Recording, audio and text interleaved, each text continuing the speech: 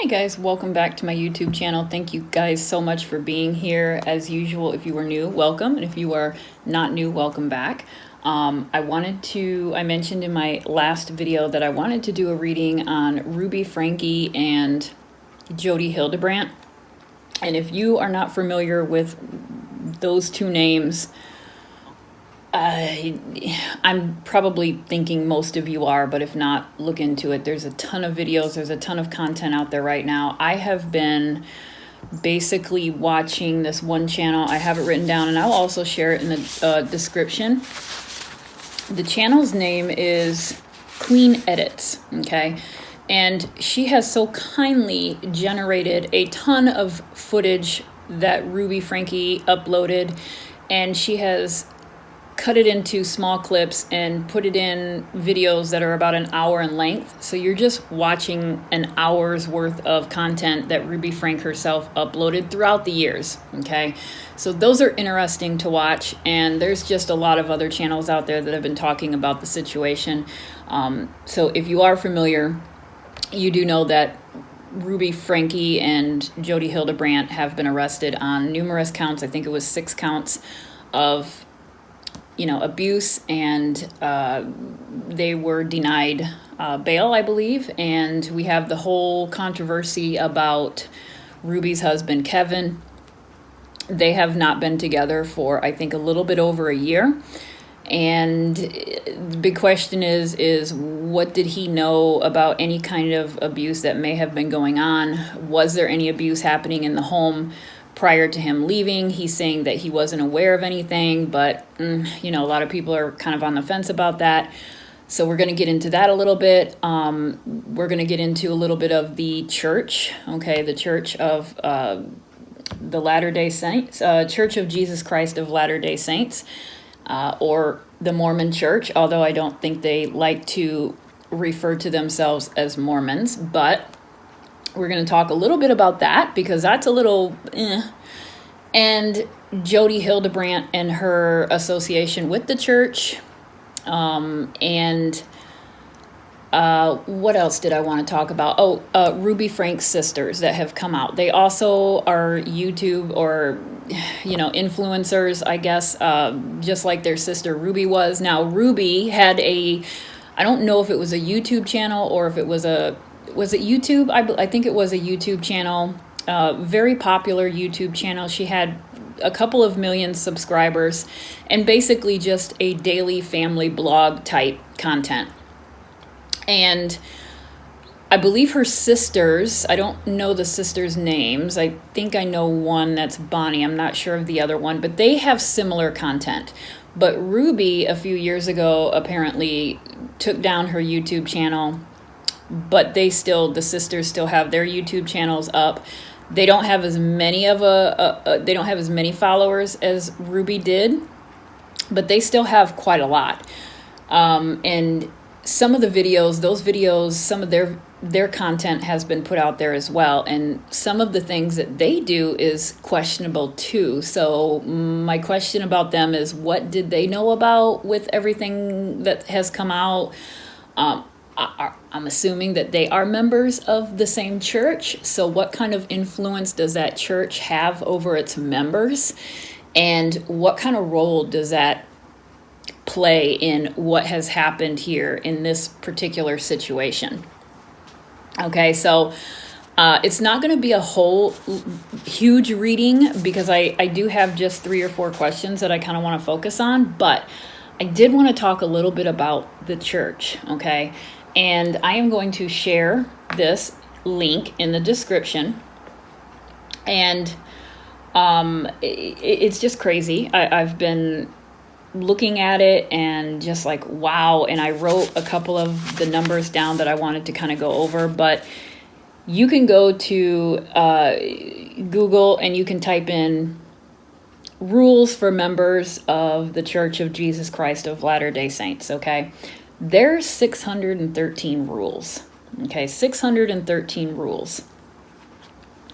I know you can't see that, but it's just craziness. A lot of this, when I look through it, because I did read all 613, a lot of it's redundant. Some of it's moral code, just decent, reasonable rules to follow.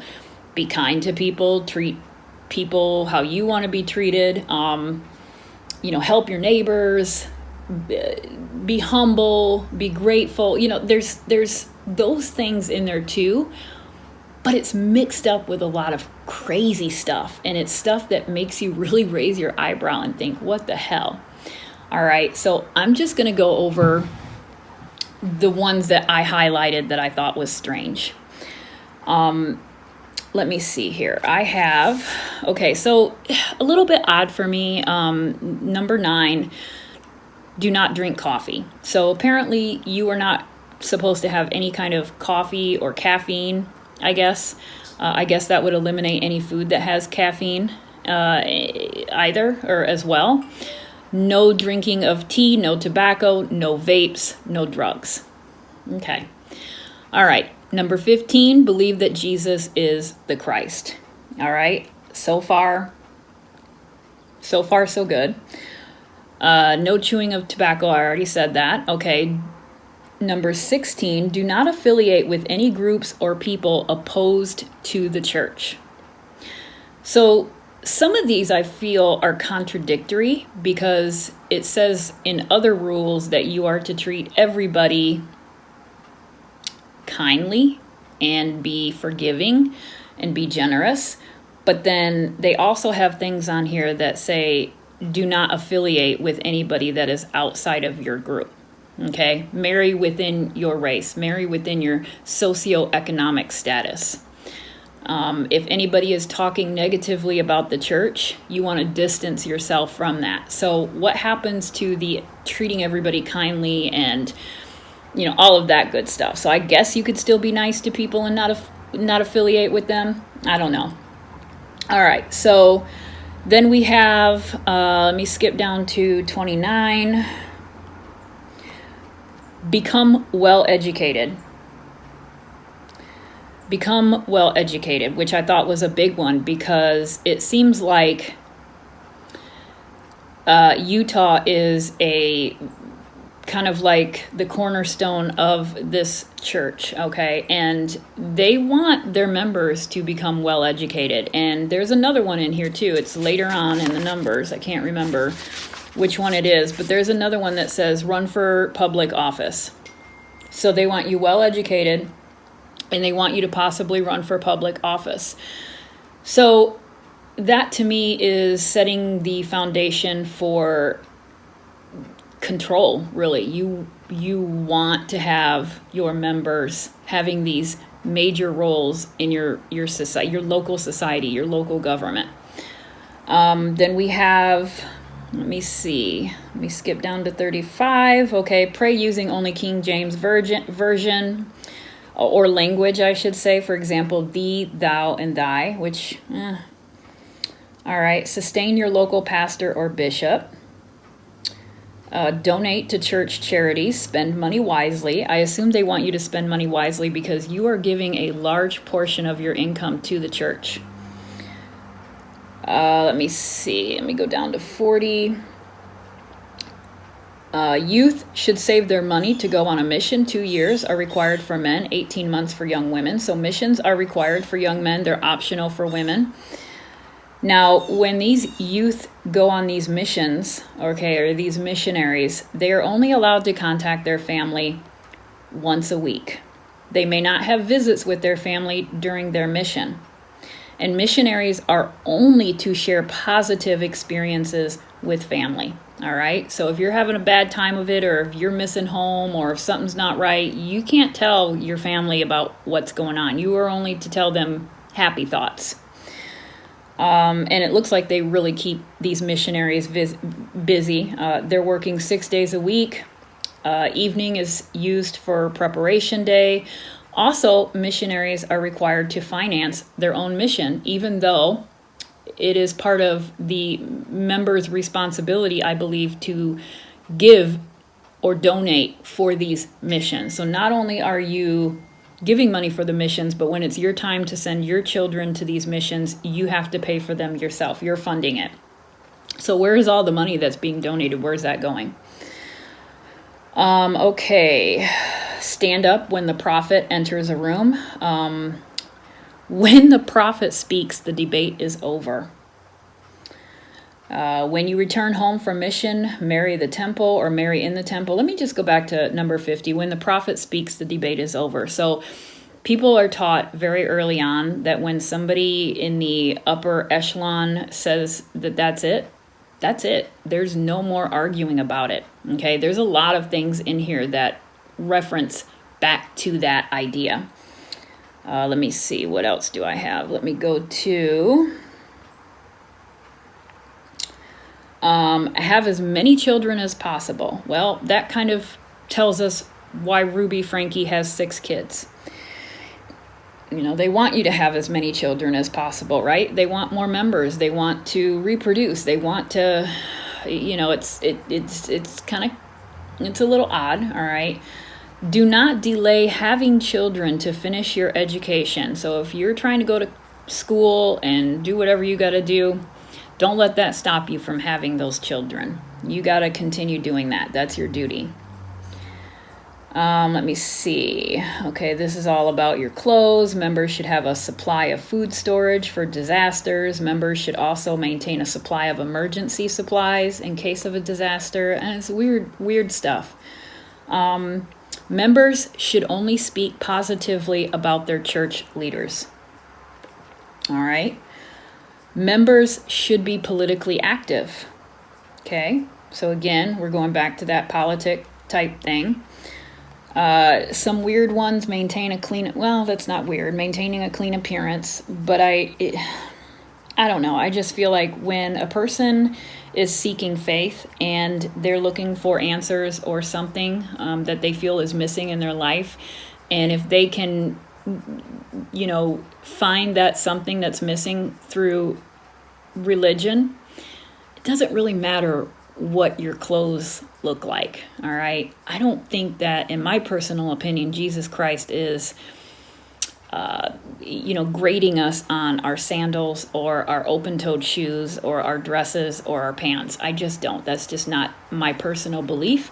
But, you know, whatever. Maintain your home well. Keep your house clean and tidy.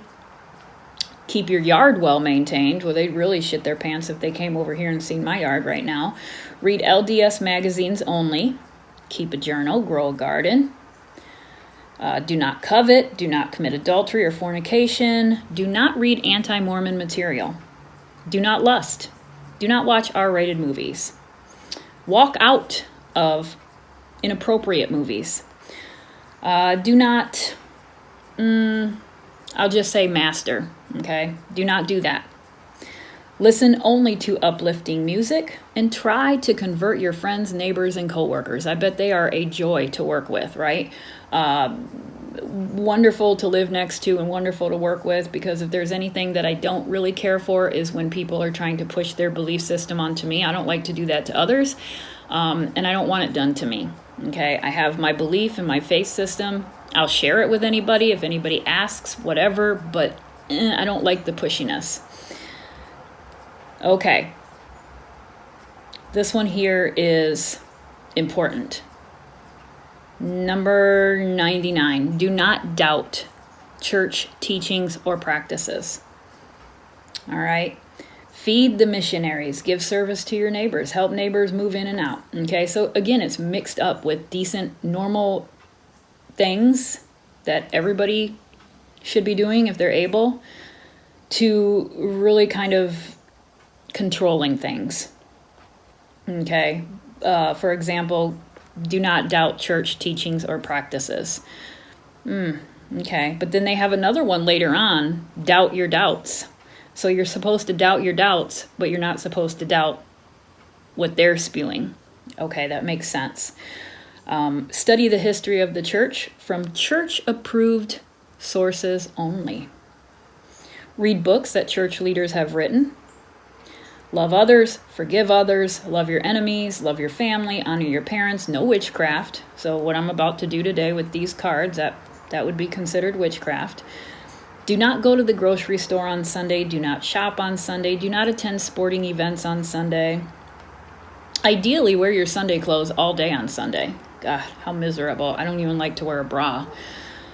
Be patient and kind. Be obedient to everything church leaders ask of you. So they have like what I notice is that they have like a bunch of normal stuff, and then they slap in something like that. Do not question authoritative figures in the church. Believe everything the authoritative figures in the church tell you. Do not question anything. Do not doubt anything. Read everything that is good about the church only. Okay, so it's stuff like that. Let me see. Let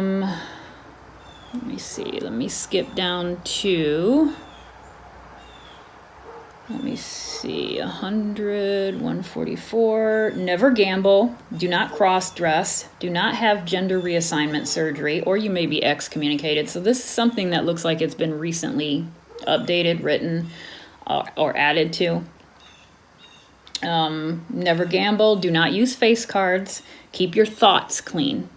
Okay, keep your thoughts clean. Let me see.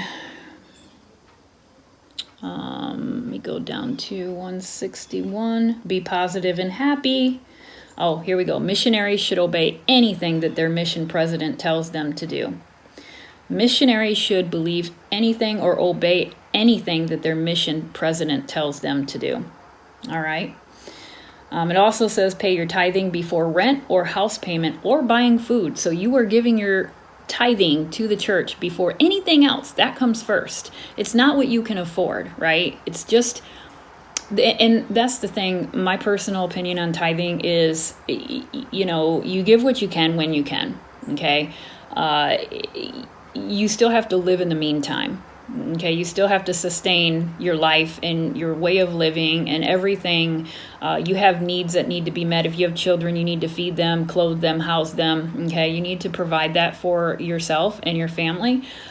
So once that stuff is done, then gladly give what it is that you can. But to put that as priority over everything else is a little bit extreme, in my opinion. Okay.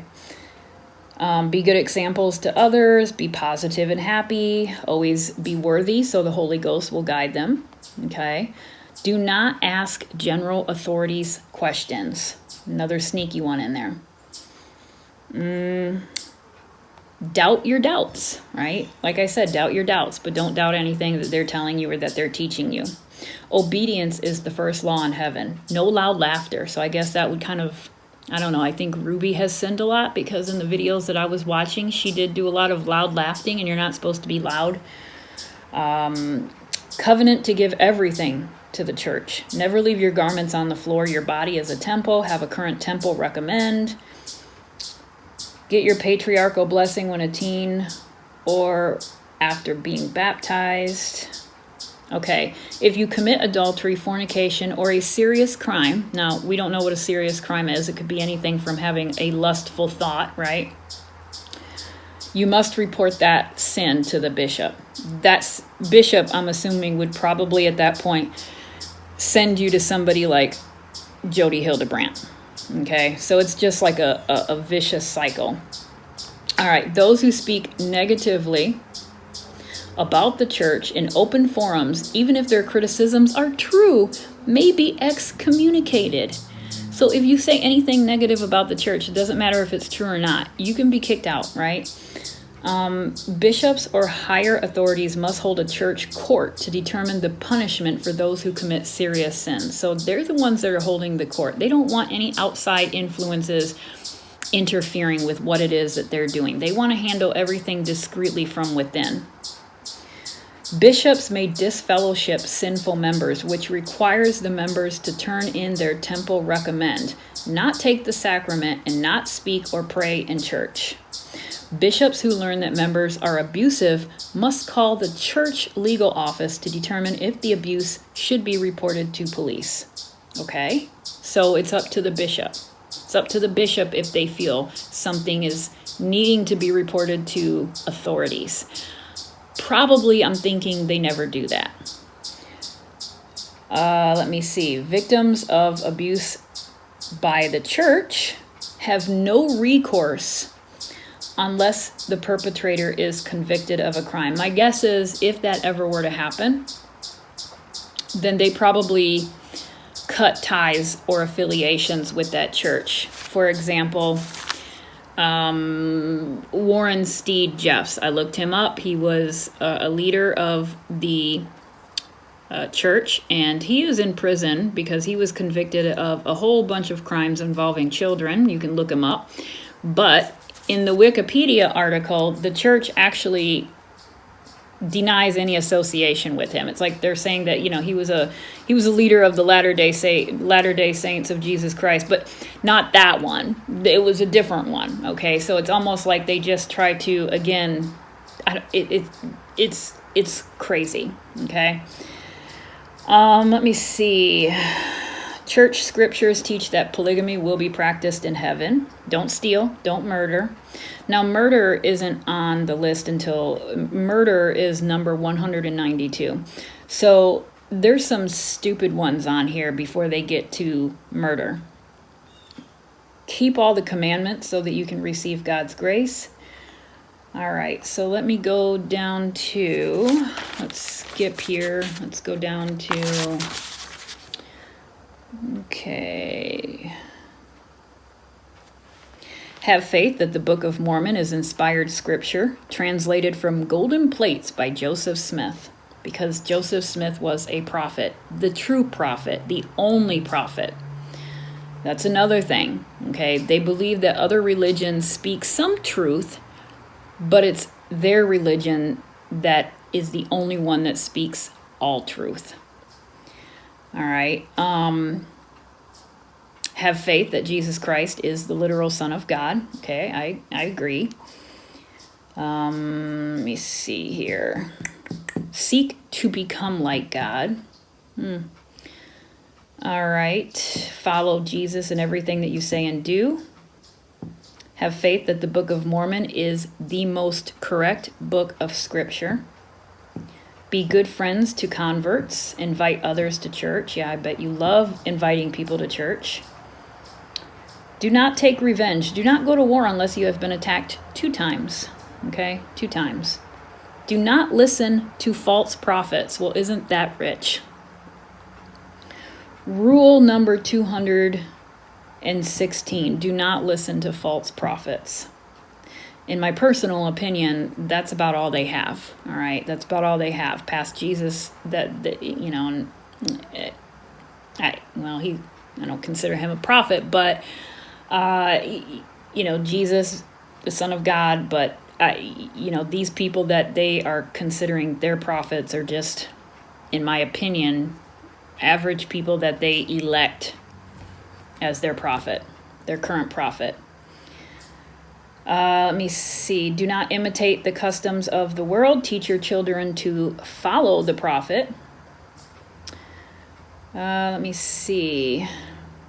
Pray continuously. Oh, I thought this was interesting. Funerals should last 1 hour or less. But get this, at funerals, speak only about church topics and not about the deceased person. So if, someone dies in the family, you're not talking about that person. You're having church. Let me see. The bishop oversees the planning of the funeral. Wear your Sunday clothes to church funerals. Let me scroll down to the 300s here. I know this is taking forever, but eat meat sparingly. Avoid the appearance of evil. I don't know, that should be more detailed. Avoid the appearance of evil. I'd like to know what their appearance of evil is. Holding a vape, is that an appearance of evil? Tattoos, certain clothing, maybe women wearing pants to church could be considered an appearance of evil. So it's hard to really tell what they are meaning by that. I can only guess. Let me see. Okay, the church recommends that you marry someone of your same racial and socioeconomic background. And that seems to be one of the themes, is that, they preach here, one of their rules is to love everyone, not hold grudges on anyone, treat everybody like your neighbor, treat people how you want, good stuff that we should all be practicing. But then they want you to marry within your race and socioeconomic status. So I don't know how they would accept if one of their members married someone outside of their race that, let's say, wasn't a member of the church. You'd probably be whatever they call excommunicated. Pray daily for God's forgiveness. Do not envy others. Okay. Have faith that Joseph Smith was a prophet of God. Okay. Have faith that Joseph Smith restored the true church to the earth. All right. So let's go down to, I have 365 highlighted. I have 363, 363. Okay. Acknowledge that truth can be found in other religions, but that the LDS Church has the fullness of truth. Believe that a testimony includes faith in Jesus Christ and in Joseph Smith as a prophet who restored the truth church and translated the Book of Mormon, which is the most correct book of Scripture. Admit that Joseph Smith taught that all other creeds or religions except the LDS Church are an abomination in God's sight. Okay, so childbearing should not be delayed for convenience. Okay, childbearing should not be delayed for convenience. So I suppose if perhaps you're working on your education, or you just want to, start a career, or just wait to have kids, that's unacceptable for them. Have as many children as you are physically and emotionally able to raise. If you join another church, you can be excommunicated.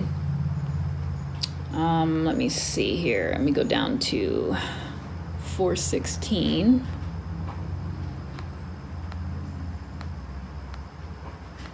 Church finances are confidential and, unless required by national law, not open for review by the members. Yet it is the members that are required to pay into the tithing system before they pay their rent, mortgage, or buy food.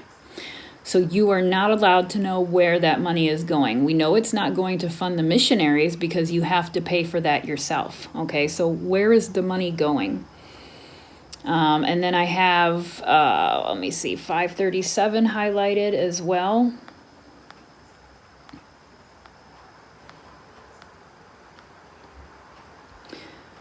Do not abuse children. Do not be a hypocrite. Do not abuse children. Do not be rebellious. Do not wear costly apparel. And then I have 602. What is 602? Beware of false prophets. I thought that was rich again. So beware of false prophets. So that's a little bit about what some of the rules are of the church. And again, that's online. You can read that yourself. You can go through each one. But I feel like in this particular case, in this reading, and this isn't like a whole video on reading, it's just kind of like a video, but one word that kept coming out to me while I was reading that was the word truth. They use truth a lot. And who else uses the word truth a lot? Jodi Hildebrandt. She uses the word truth. And I just feel like there's a lot of control, there's a lot of indoctrination, there's a lot of brainwashing, there's a lot of gaslighting, threats, isolation. Okay, all of that stuff is going on, it seems like, within this church. And Jodi Hildebrandt is very much an extension of that, okay? And it seems like whenever there is a problem with a family member or a member of the church, and they take it to their bishop, Jodi Hildebrandt or somebody else in that same position, okay, because it might not be just Jodi Hildebrandt. There might be a whole bunch of Jodi Hildebrandts that we're not aware of. Those are the people that they're sending them to. Remember, they want their people to be well educated. They want their people to be in high positions, all right? So everything is kind of kept within that circle. My question is how much of this abuse that went on in Ruby Franke's house, how much of that is just her influence or her own craziness, but how much of that really stems from the church, okay? It sounds like that is the main thing, right? And then let's consider her sisters. We've got the Bonnie and the other lady, who I imagine are also members of this very same church. I mentioned in the beginning that I've seen some clips of their videos as well, and some of their disciplinary actions are questionable. But that's kind of what I want to do, is focus more on the church than, Ruby Frank specifically, and maybe even do a longer church video and just focus on that primarily for the whole reading in the future. Okay, so the first question I have is, was there abuse in the home before Jodi Hildebrandt? Now, the answer to that obviously is yes. We know that there was some things going on in that home before there was any affiliation with Jodi Hildebrandt, because there are videos out there showing her, telling her kids if they don't do this, they're not going to eat dinner or they're not going to have breakfast. That is a form of abuse. Okay, that's a form of abuse. But what we don't know is, was there any other kind of abuse going on? Okay. Was there any physical abuse other than that? Because that's abuse. So the answer is going to be yes, regardless. But I want to focus in on if there was any other abuse, like physical abuse, hitting, tying up, things like that. Was that normal practice for the Franke household? Okay. It's funny because a lot of people have been coming out and talking about these family blog channels, and I'm glad it's coming out because a lot of people compare their own lives to these families. They seem so perfect, and they seem perfect because that's the only thing that they're sharing, and they probably edit out anything that they don't want us to see, and perhaps they are just as normal behind the cameras that we are, okay? But a lot of people, and that's how social media works, is we compare ourselves to everybody that we're seeing, and oftentimes what we're seeing is an illusion. And I have no doubt that that was with the Franke home as well. Even though some of the things that she put out there was questionable and people were complaining about it for years, if that's what she was willingly putting out there for the world to see, what potentially could have been going on in that house that we didn't get a chance to see? All right, so. Oh, I didn't even bring my stand over. I'll go get my stand.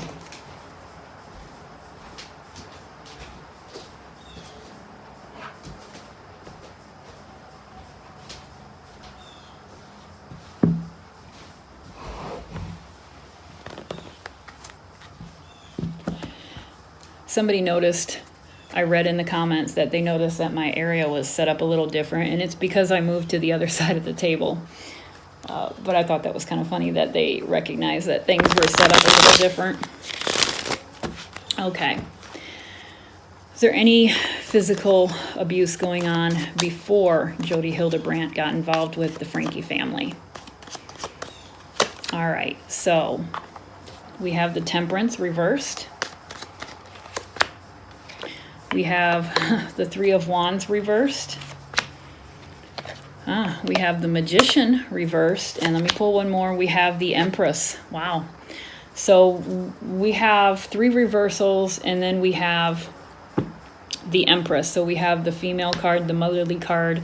She is definitely at the forefront of it all. Not saying that that eliminates Kevin in any means whatsoever, but she is the one that's in control. And it's kind of odd knowing that it sounds like one of the church's belief system is that the husband is in control. He's the one, you follow the husband. Your job is to cook, clean, garden, and have children and raise your children, okay? And the husband is supposed to provide and be the leader of the family. But in this case, in this home, It was actually the other way around. It was Ruby.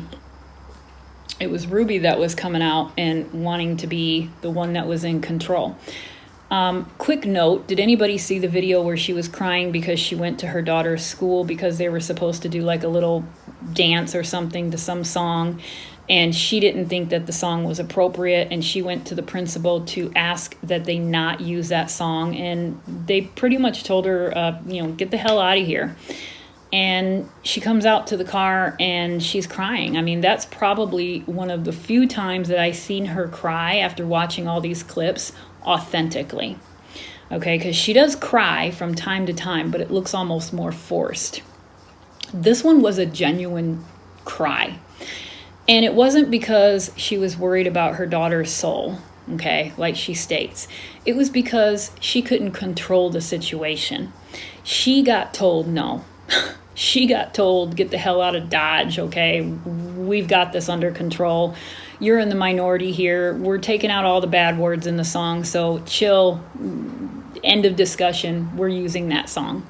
She didn't know how to respond to that because she's not used to being told no. She's the one that's used to being told no. She likes to be the power person.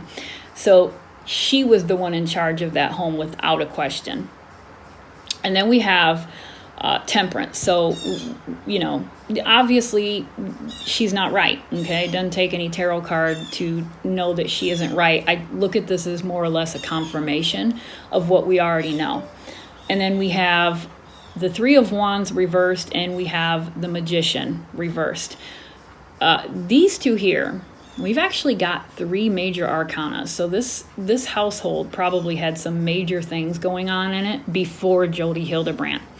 All right, so that kind of makes me think that this is, we have heard the term generational online in the past week or two. That I feel like this is a confirmation of that there is some generational things going on, but that also can lead back to the church, because if her family is, are members of this church, and she grew up in this church, and her family or her parents were similar, and her sisters are similar, then it might be generational, but it is possibly generational because of the teachings of their religion. All right, so then we have the Magician. Again, she was really good at portraying what she wanted people to see. And like I just got done saying, what was behind closed doors was behind closed doors. She was very, very good at putting forth an image. Very, very slick at that. That Magician reversed to me is somebody who is very slick, very, I don't know if I want to use the term mischievous, but, what is a magician? There's somebody who does magic tricks, right? It's usually, eye-hand movement, okay? You are able to kind of trick people into thinking that you did something that you didn't do, and that is definitely Ruby. The fact that it's coming out in a reversal means it was done, to me, more for the negative side than the positive side. Okay, so whatever she was putting out was probably bullshit, or exaggerated, or it was the only time. And it's interesting too, because if you, and I know I this video is mainly me talking, I apologize, but if you look at her videos and sometimes some of the things that pops up, it does make you question, it does make you think, Ruby, you're being fake right now. For example, there's one video where her daughter, the youngest one, is eating peanut butter, and her mom is on camera, and she catches her eating peanut butter, and the little girl is like shaken. Like you can tell that she knew she was in trouble. She's eating peanut butter. She's not supposed to do that. And then Ruby just goes above and beyond. Oh, honey, you don't have to be scared. You don't have to be worried that you're eating peanut butter. Why would you be in trouble for eating peanut? Because that girl probably knows she's not supposed to be eating peanut butter, or at least without asking. I bet those kids aren't the type of kids that can go into the kitchen and just grab something out of the fridge and make themselves a sandwich if they're hungry. It doesn't seem like that type of a home to me. This is the home where you ask before you even enter into the kitchen. There's another video where Ruby is passing around a bowl of, it looks like oranges, and the oldest daughter, Sherry, she grabs one, but then she pauses and she stops and she asks her mom, "Oh, can I have one?" And yeah, some could say that's just being polite and being courteous, but I just feel like there's something more sinister behind it. These kids getting caught with candy in their room, or a stash of, chocolate, or, something like that. It just seems a bit odd, because I feel like deep down these kids are not supposed to be having those things. And when it's caught on film, they know they're probably going to get it after the camera gets turned off. Okay, so that's what this magician card is here. The Three of Wands reversed. So a couple of things there. It makes me feel like there could potentially be people in that house that want to get away, that want to leave. It could be representing the older children that are like, I want to get the hell out of here. I can't take this anymore. But then again, if you're indoctrinated and you've grown up in that atmosphere, you may not even see anything wrong with it until you get out and you experience other things. So it might also be Ruby, and that's kind of what I'm leaning to. I feel like Ruby sometimes is not happy in her own situation, and she oftentimes fantasizes about just up and leaving, and just doesn't want to be there anymore. Is possibly feeling overwhelmed with motherhood duties. She's got 6 kids. That's a lot, okay?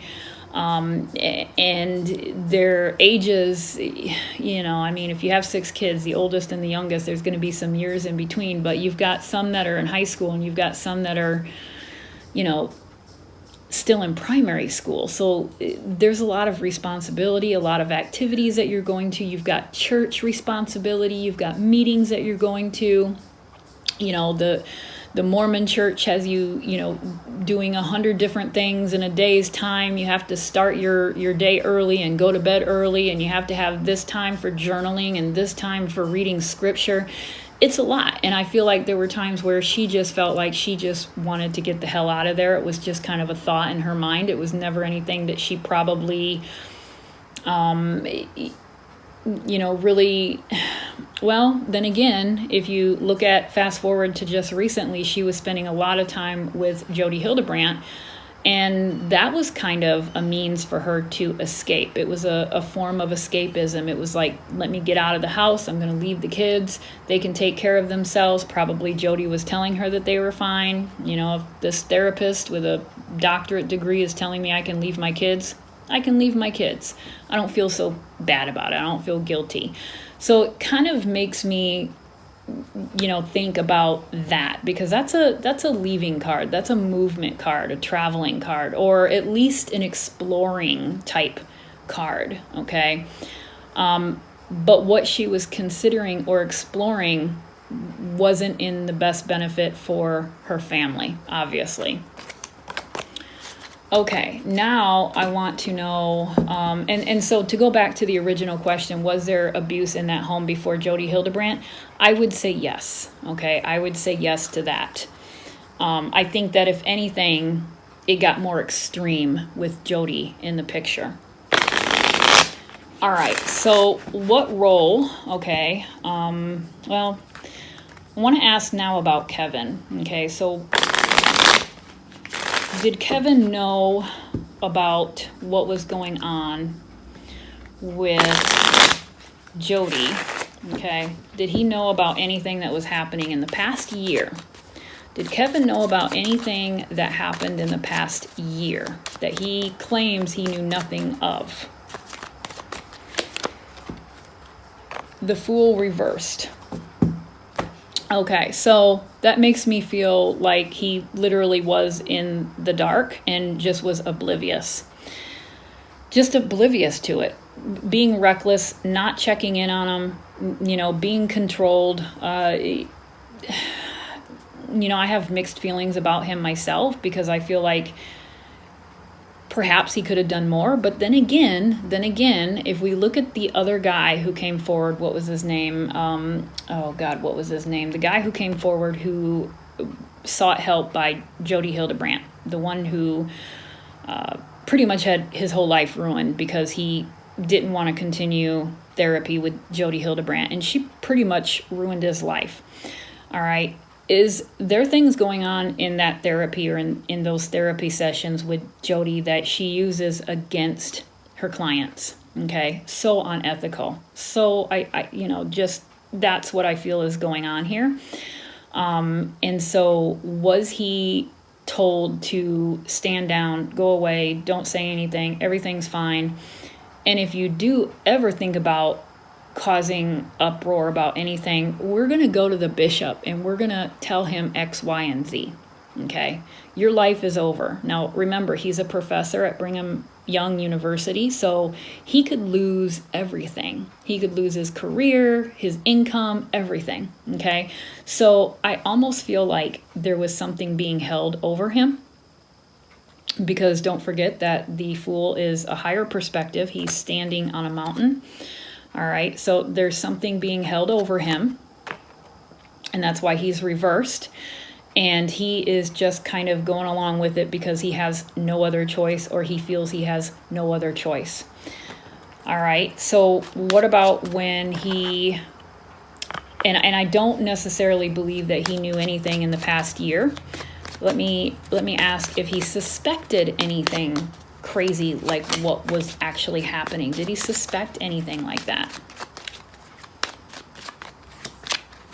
Yeah, I do believe he suspected. He had his suspicions. He definitely had his suspicions. That's a 7 of Pentacles.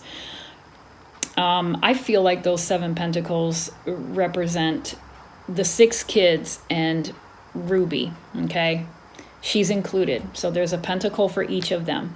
And he's looking at it and he doesn't look very happy. He's disappointed. He looks, grieved or just, gosh, this is not the way I wanted things to be.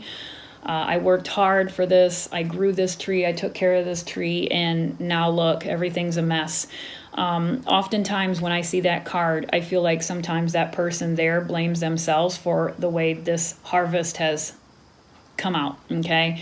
And so, I do feel like he suspected things, but at that point, it was almost like, well, what am I to do? It's done now. I can't do anything. I tried my best.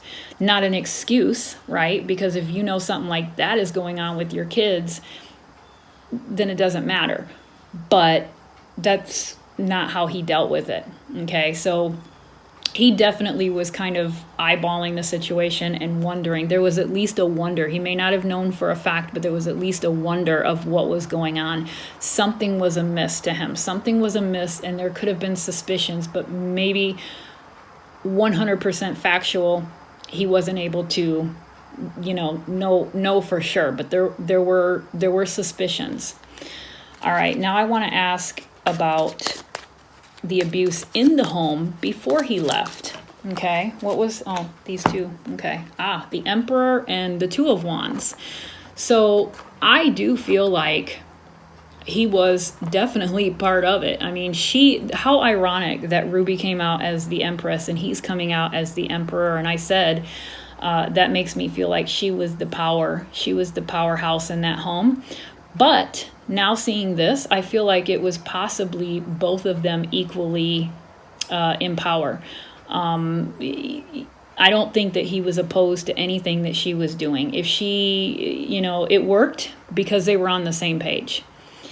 She got away with doing what she wanted to do and putting everything on camera and coming up with the punishments because, well, he agreed with it. Okay, he agreed with it 110%. He was on board. They were on the same page. They were definitely a couple when it came to how they disciplined and how they raised their children. Okay, so that was never an issue. So he was absolutely 100% on board with all of the discipline that was going on in that house before he moved out. And some of it was extreme. So he was very well aware of that. But again, if you are indoctrinated or brainwashed or anything like that because of your religion affiliation, you may not even know that there's anything, that might just be your norm. And I feel like that is kind of what was going on here. It was just their norm. It could have been how they were raised as well. I don't know about Kevin's childhood, if he was from a Mormon family. I'm not sure. And then we have the Two of Wands. Okay, so for Ruby, we had the Three of Wands reversed. And then for him, we have the Two of Wands. That kind of, a couple of things with that one. Okay, so on one hand, I feel like he was at least able to break away, whereas she wasn't. Okay, he had a job to go to during the day. He had responsibility outside of that house. Okay, he was a professor, so he had things to do. He could escape, all right? He could leave. He had home and he had work. Ruby didn't have work, okay? Her online blog or her videos were her work. So she was at home all the time. She could only dream of escaping, whereas he had the ability to escape. And so he was able to kind of deal with things, I feel like, a little bit better. And I think that he liked to remove himself from it, although he very much agreed and was on board with everything that Ruby was doing. Whatever was going on in the home while he was at work, he was okay with it because he trusted Ruby, and he was the same way in thinking, you know. And then the home, and then another thing, it could be also, you know, just, well, I actually feel in my heart of hearts, I feel like that is what it is, because I felt like the Three of Wands was escapism for Ruby, or a needing or a wanting to escape. And she was finally able to do that at the end with Jodi. But, you know, for him, he was actually able to do that. Okay, he was able to get away and step out of the situation once in a while. But at the end of the day, he was still the husband of that house. He was still, you know, he was still very much, they were both very much in charge. But I would bet anything that he was aware, you know, he knew that if his 6-year-old didn't pack her lunch to go to school, she wasn't eating that day. He was okay with that. All right. I want to ask about Ruby's sisters, okay?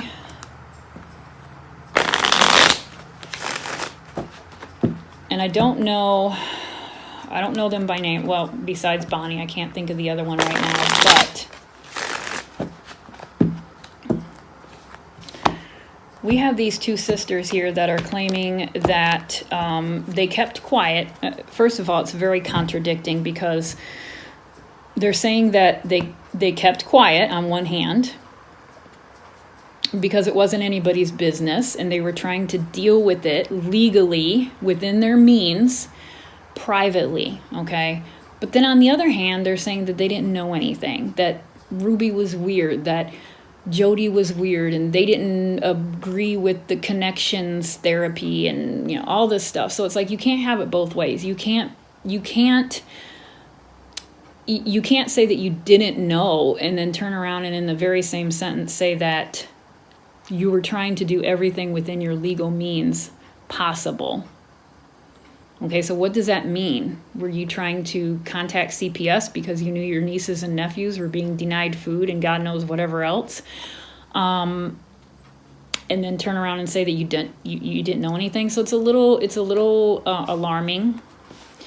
And it just feels like they are more concerned with their content, because that is probably their livelihood, and they probably make very good money doing it, and they don't want to risk that. Okay, so did Ruby's sisters know about what was going on in the house? Did they know about any kind of abuse or anything like that in the house? Did they know what was going on? All right, so we have the Page of Swords reversed. We have the Five of Cups reversed.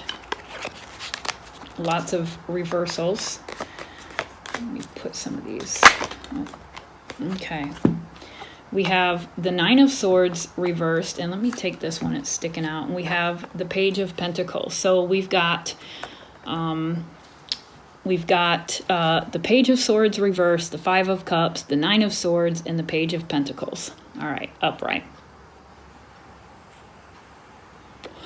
It's these two in the middle that make me question their honesty with what they're saying, that they didn't know anything.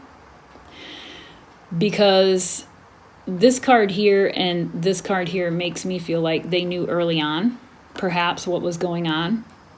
These here are kind of like younger cards, or, you know, early on cards. However, they can be age, they can represent a level in which you're in. You know, if you're just starting a job, you might come out as a page because it's new, you're learning, things like that. But in this situation, it almost makes me feel like there was shame. There's shame. Okay, there is genuine shame because they knew what was going on from the very beginning, and they didn't do anything. And then we have this pentacle here.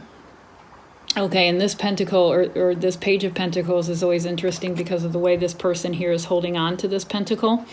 That pentacle there makes me feel like that sometimes when I do these readings, especially in this type of genre, the pentacle can, to me, represent some sort of physical evidence of something. Not always, but it can represent physical evidence or something along those lines, or some sort of physical something, right? Proof of something. And it makes me feel like, looking at this now, they knew what was going on and knew way early on, okay, had probably proof that this was happening, and chose not to say anything. They ignored it. They turned their back. Another thing I feel like with the two pages on the outside of those two inner cards is the youth, in this case, the children, okay?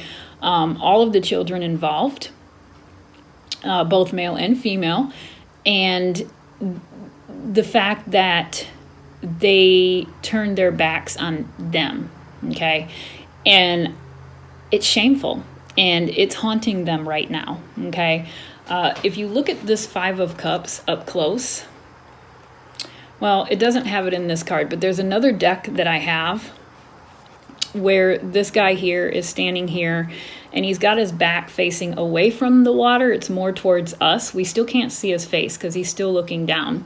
But there's a man out in the river, and he looks like he's drowning, okay? He's in need of help. And this person here is so stuck on their own self that they're not even acknowledging that there's a person out there that they could be helping, or is in dire need, or is in more serious need than they are, right? They're just so worried about what they've done and their own situation. And so I feel like that is what's going on with the sisters, which is kind of what I felt anyways.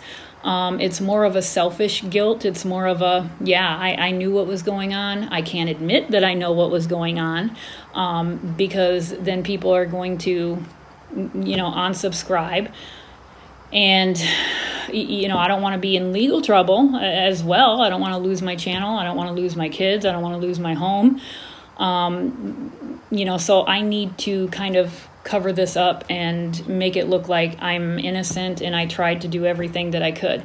But you can't not know, like I said, and then at the same time also be trying to do everything that you can to help your nieces and nephews. Okay, you can't have it both ways. And then we have the Nine of Swords reversed. So again, this is something that is really, really, really stressing them out. Okay, they've got a lot of things. Those swords on the wall, they represent different things that they're worried about. Like what I just mentioned, the list that I just mentioned, the YouTube channel, the subscribers, possibly their own freedom or their own consequences, possibly their own, parenting being questioned or looked at. Financial loss, okay, things like that. So that is what they are concerned about. It's not that they're concerned that they didn't help their nieces and nephews when they know they could have. It's because they don't want these things to reflect negatively on them. And I just want to pull another quick card. I'm going to add that back into the deck. I want to ask about their own disciplinary views or their own homes with their own children. If there's anything extreme going on with that.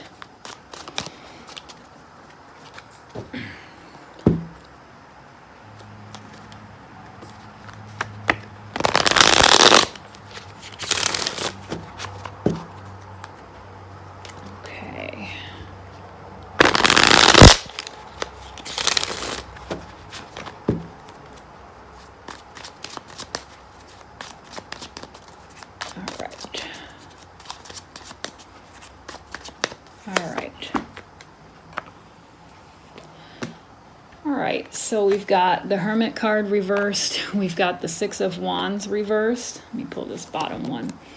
We've got the Ace of Wands reversed. Okay, so yeah, I feel like there's shady things that they do. I feel like in this family, okay, in the Franke, well, not the Franke family, Ruby's family, her sisters, herself, we are dealing with a bunch of women that I would say are perhaps, very egotistical, very about them. Everything's about them. Everything's about appearance. Everything is what they want to shine their light on, okay? What they want you to see, what they want us to see, but that is not the reality of the situation. The Hermit card is reversed. That light, that lantern is reversed, okay? So what we're seeing, like I said earlier, is an illusion. Always putting forward,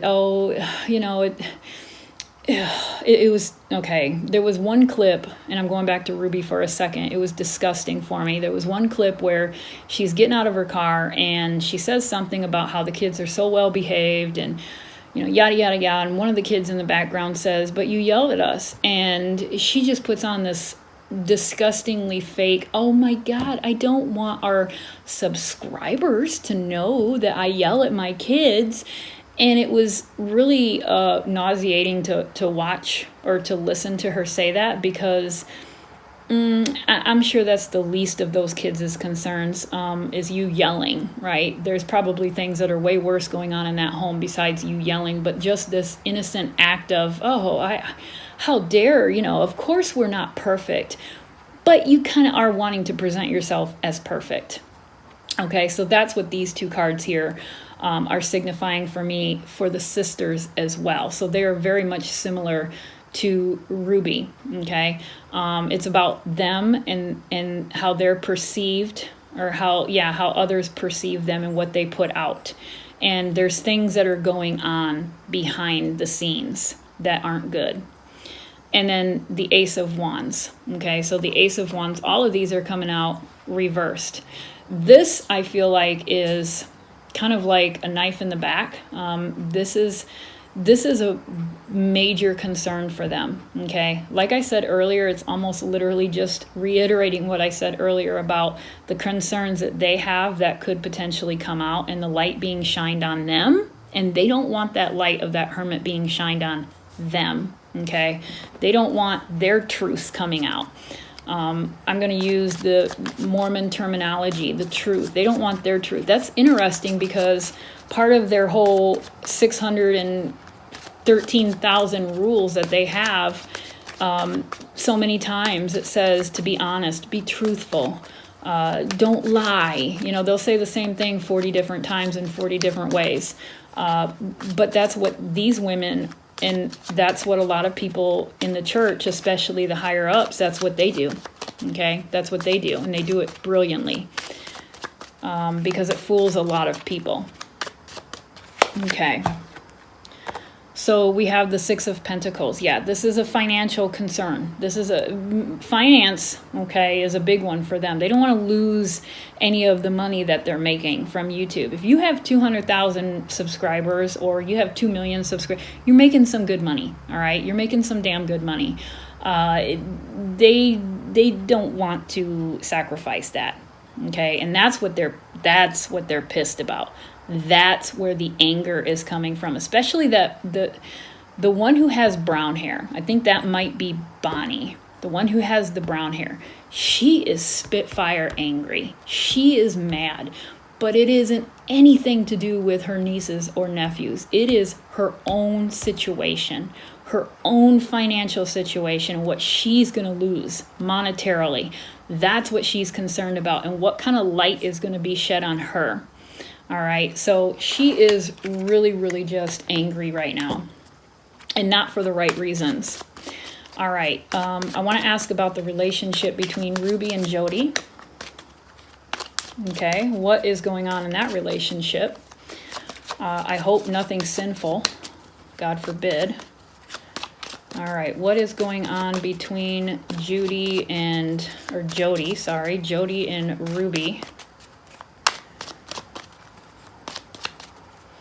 What kind of relationship between Jodi and Ruby?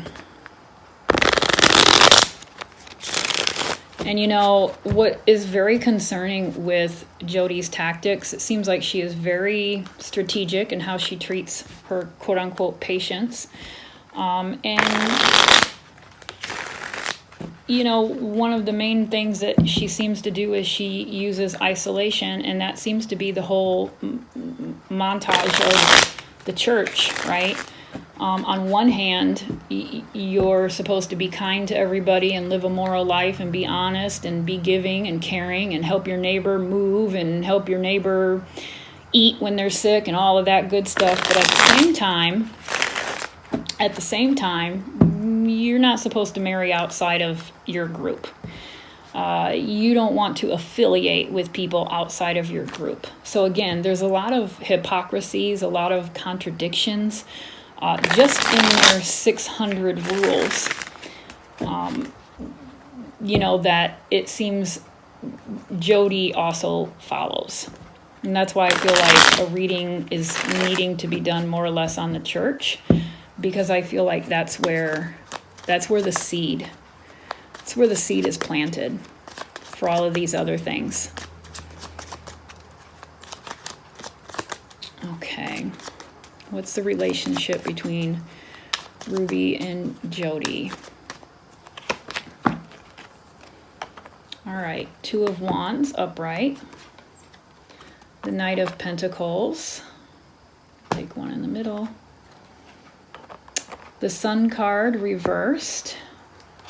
The Ten of Pentacles reversed. And they must be doing something that is shameful, that has brought guilt upon them.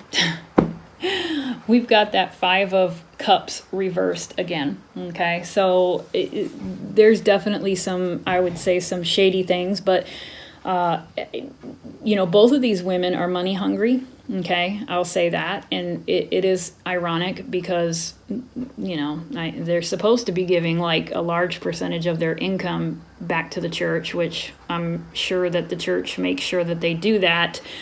But they are very much materialistic women. Okay, everything that they're not supposed to be, they're pretty much that way. So there's that. So they like their money. And we know that because Jodi Hildebrandt has a multi-million-dollar prison home, okay, or whatever home that looks like a prison. So, you know, she's not living modestly. I thought you were supposed to be modest, but she's not living modestly. You know, so there's that. So that's the Ten of Pentacles, the Knight of Pentacles as well. And then, let me see here. We've got the Sun card reversed. We've got the Five of Cups. And we've got the Two of Wands again. That Two of Wands makes me think back to the escapism that came up earlier in the Three of Wands. This was Ruby's outlet, okay? Ruby, although she had things going on herself and was not the nicest person, she was a good match for Jodi, because as many people that have come out on Jodi Hildebrandt, not many of them have partnered up with her and started a YouTube channel, right? You don't see that. You just see the husbands being, you know, kicked out and threatened and all this other stuff, but you don't see the wives. You don't see all these women that have went to Jodi for counseling, become her partner. All right, so that Two of Wands to me really speaks of the partnership that developed between the two of them. And it just so happened that Ruby was looking for something like that. She was needing that. She was seeking something out. She was wanting to get away and leave, but still be a part of that community, still hold on to something, right? That wand there, okay, to me this wand represents Ruby's family and home, her physical home, and then that wand over here represents opportunity associated to Jodi. And there was a financial factor involved. That was a big one. But then move that one aside here and let's focus in on the Sun card and the Five of Cups reversed again. So again, what is the Sun card? Okay. The Sun card can represent vulnerabilities. It can represent renewal. You know, just it's just an overall good feeling, warm card. Okay, honesty, virtue. Okay, we've got the little boy who is not clothed. Okay, so that's vulnerability. That's being comfortable. That's being true. Truthful, true to yourself, right? And then he's sitting on that white horse. Well, what does that represent? That white horse can represent purity. It can represent freedom, all sorts of good things associated with that card. Okay, the sun represents what? Warmth, life. It brings life to, plants and all these good things. Okay, so that's what this card is. However, in this case, it's coming out in reverse. So all those things that I just mentioned, okay, all those good things like the honesty, the truth, the vulnerability, it just makes me feel when it's associated or when it's right next to this card here, there's things that these two are doing that they knew, wasn't good or isn't good. They were not in denial. They weren't doing it because they believed in it. There's something else there that's a darkness that tells me that they know right from wrong. They know right from wrong. They know exactly what they're doing. Okay. And it is a means of control, but right now there's a lot of shame, a lot of guilt. Okay. This right here, that tells me that I feel like there's more things that are going to come out about their relationship eventually. I'm looking at that sun and I see all those rays, those sun rays. Okay, there's a lot of them. I feel like each one of those rays represents, something that they've done, whether it be to others, whether it be to children, to each other, whatever the case may be, to the church even, all right? There's a bunch of things there that I think are going to have light shed on it.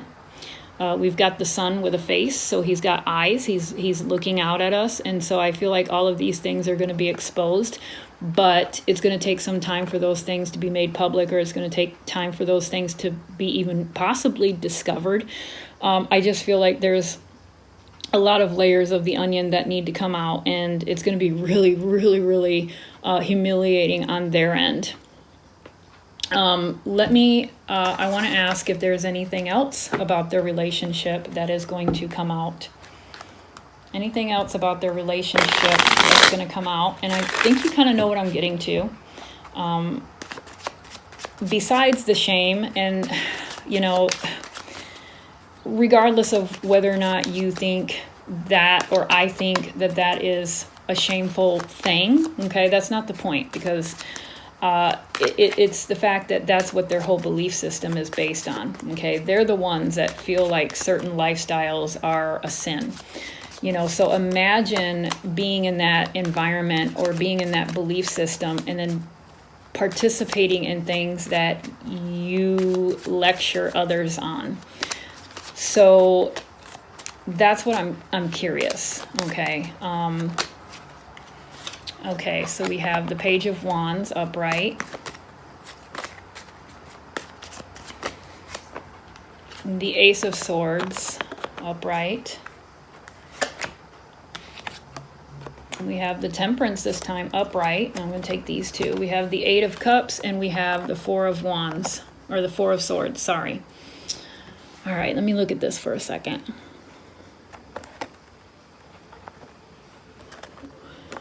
Okay, so that Eight of Cups to me is representative of the isolation that Jodi likes to push onto people. You know, she literally gets these people, or these women, these wives, to walk away from their husbands, or the husbands to walk away from their home willingly. Okay, and that's crazy to me, first of all. Okay, but you know, there are vulnerable people, right? And again, if you as a therapist have collected private information that you shared with this person because you thought you were just talking to your therapist, but then they turn around and threaten to tell the bishops or the church or to go public or whatever, that could probably make a person say, okay, I'm out of here. I'll leave. Okay, no need for that. I'll leave. That is her MO. Okay. And she's really, really good at that. And she's done it many, many times, represented by those many cups. Okay. But as far as their relationship, the isolation was done here with Ruby in her situation. They were very yin yang. Okay. They were very much, it came out with that Two of Wands, and it's coming out again with this Temperance card upright. They literally fed into each other. They poured into each other's cups. Okay, so they were kind of like on an equal playing field, although Jodi kind of started out on the top, and I think she still was kind of on the top. She's at higher cup. Ruby's down here, but nonetheless, they were really kind of feeding off of each other, and they were just a good team.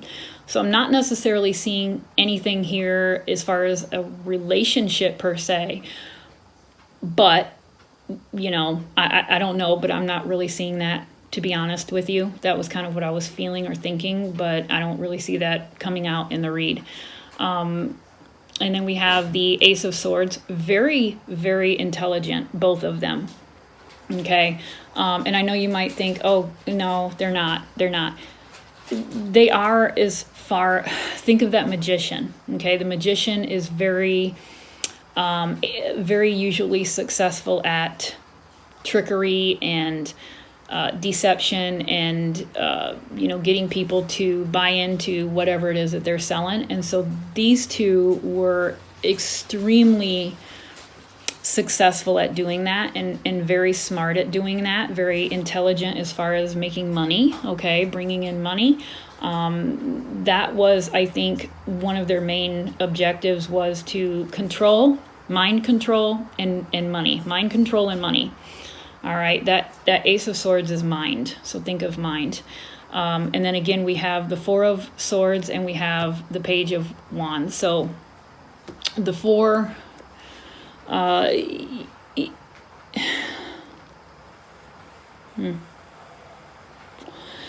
So I almost wanted to say that's the situation currently, that things have been put to rest, things have been stopped finally. But the question is anything more about their relationship, okay? And I've got a person here. I again, my gut, my go-to was, this has been found out about, and the swords are being put up. Their antics, their things that they do, their activities, are kind of being put out there and put up on the wall for everybody to see. Okay, and it might very well be that. But if I'm thinking back to the question at hand, the relationship, that